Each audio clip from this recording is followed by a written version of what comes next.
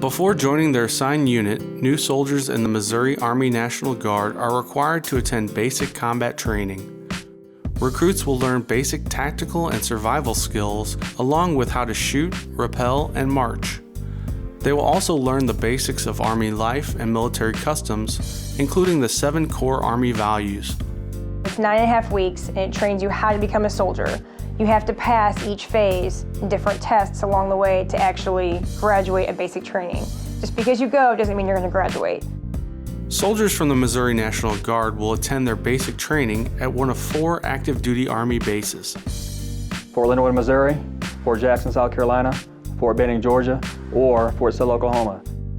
Basic training demands that a soldier stay focused on the task at hand, but also aware of the fact that it is a long, challenging process. If you put in the work every day, realize that you go to sleep and wake up and you're still there and you're getting paid to do so, basic training is not really that bad, but it is definitely a challenge for somebody that's not used to that environment. I tell them the hardest part about training is being away from their family. They can handle the physical aspect of it, they can handle the mental part of it. It's all about being away from the family is the hardest part of it. In order to graduate, you have to pass so many tasks. A task could be like first aid, weapons qualification, grenade qualification, things like that. They do force a lot of material in a short amount of time. Over 30 tasks, and if you break that down into 9 weeks, that's not a lot of time. So you're training every day. Maybe a little bit of time off on Sunday. A lot of training from pretty much sun up to sundown. Popular culture has portrayed basic training as a grueling punishment of being constantly yelled at by an imposing drill sergeant. Although difficult, it is much different from Hollywood's version of boot camp. Transformation is achieved by introducing new soldiers to stress. While yelling is a tool that some drill sergeants use, it's not necessarily a requirement. It's not a mandatory thing that all soldiers must be yelled at in order to introduce stress. They're trying to prepare you for the possibility of being sent to a dangerous place where there are constant, real stressors. And you can't really simulate that effectively 24 hours a day unless you make it mental. And you don't have to scream at somebody to do that. There were some that took that approach. I had a drill sergeant that I rarely heard raise his voice, and he got the job done. They're more focused on you learning. If you're not learning, then they're failing. Not everybody responds to the yelling. Their main goal is to create soldiers that are going to go forth and continue to learn and do great things. However they achieve that is their job. I'm looking for a self-sufficient, disciplined soldier who can make decisions on their own on the battlefield. Missouri Army National Guard soldiers train alongside active duty and reserve soldiers.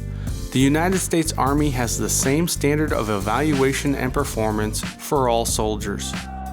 Everyone that enlists into the Army, whether it's active, reserve, or guard, attends the exact same 9 weeks of basic training. We wear the same uniform, same pay, same benefits, everything's the same. We just have a separate mission, a different mission, if you will. You want to know and have that ability to rely on your left and right counterparts, that they know what they're doing, they've been trained. In both of my deployments, one to Iraq and one to Afghanistan, we were embedded with National Guard soldiers, and their proficiency level was the same as ours. So we knew that if we needed help, we could ask them for help and have the same expectation of them that we could have of another active duty unit. Regardless of their component, if you're wearing this uniform, we know as soldiers that we can trust each other. On my first deployment in 2008, I actually ran into a National Guardsman who was one of my battle buddies in basic training. So I was able to see him down in Iraq and actually serve alongside him.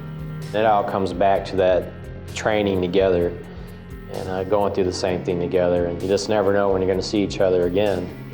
And Missouri National Guard soldiers can be confident in knowing the level at which their active duty and reserve counterparts have been trained. So I went to Desert Storm in 1991, so I got to experience it for myself. It was comforting to know that my peers were trained just as well as I was. Once you graduate basic training, then you attend your AIT, your Advanced Individual Training. AIT can be as short as 6 weeks or as long as 7 or 8 months, depending on the job they pick. Basic training graduation is always on a Thursday. Soldiers start their AIT the following Monday.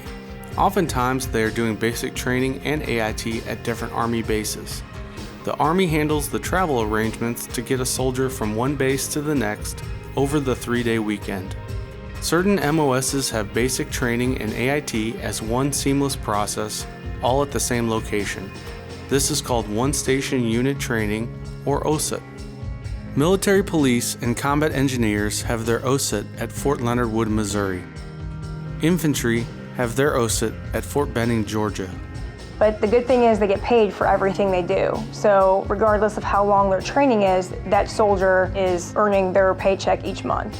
There is one common circumstance for a Guard soldier not doing their basic training and AIT back to back.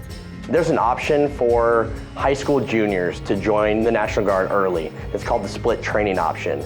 Soldiers can come to basic training in the summer before their senior year of high school, and then come back after high school to do their AIT portion. The training that Missouri Army National Guard soldiers receive through basic and AIT can help their civilian careers and be of great benefit to the companies that they work for. Missouri National Guard soldiers who come to training, no matter what it is, they can take those skills and techniques and use them in the outside world to help local businesses grow and be better corporations. After AIT, soldiers will do one final RSP drill before they report to their assigned unit for monthly drills. That soldier is not the same person that they were before they left for basic training and AIT. The biggest change you notice is an air of confidence and pride that they didn't have when they left. You come away from there with a real sense of accomplishment, like, man, I've really done something and I'm starting on the path of a really great journey. When they're at that last RSP drill, some of those kids that are new, who are farther down the path than they are, they're like, wow, that's what I want to be.